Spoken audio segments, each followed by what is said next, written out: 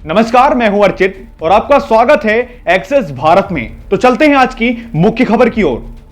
यौन शोषण के मामले में लंबे समय से जेल में बंद आसाराम को गांधीनगर सेशन कोर्ट ने सूरत की महिला से रेप के मामले में उम्र कैद की सजा सुनाई है। आसाराम का बेटा नारायण साई भी दुष्कर्म के आरोप में सलाखों के पीछे है। ऐसे में सवाल यही है कि आसाराम के इतने बड़े साम्राज्य का आखिर वारिस कौन है और कौन इसे संभाल रहा है।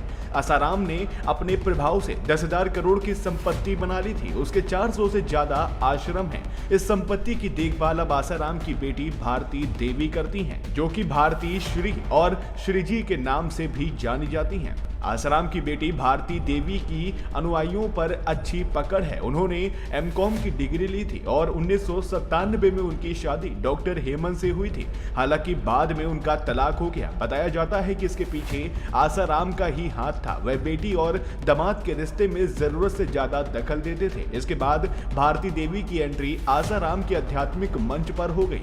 कहा यह भी जाता है कि आसाराम और उसकी बेटी के बीच ज्यादा बनती नहीं थी।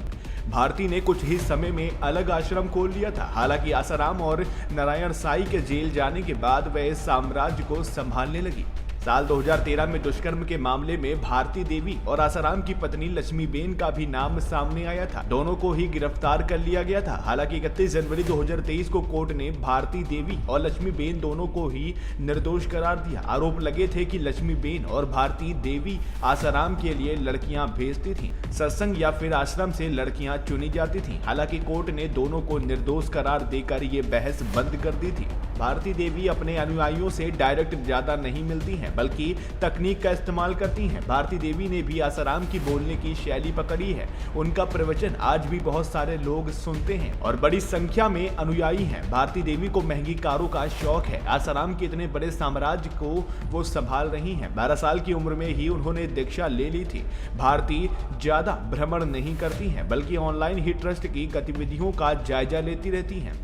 आसाराम का प्रभाव जब बढ़ा तो वह दवा से लेकर ब्यूटी प्रोडक्ट तक बेचने लगे थे। उनके आश्रमों में आयुर्वेदिक प्रोडक्ट मिलते थे। इसके अलावा ऋषि प्रसाद और लोक कल्याण सेतु नाम की 2 पत्रिकाओं से साल में 10 करोड़ की कमाई होती थी। आसाराम के सत्संगों में भी बड़ी मात्रा में दान आता था। दस्तावेजों से पता चला कि आसाराम ने ऊंची ब्याज दरों पर 1635 करोड़ रुपए दे रखे थे। आसाराम ने सोहम एक और कोस्टास एक नाम की अमेरिकी कंपनियों में निवेश भी किया था।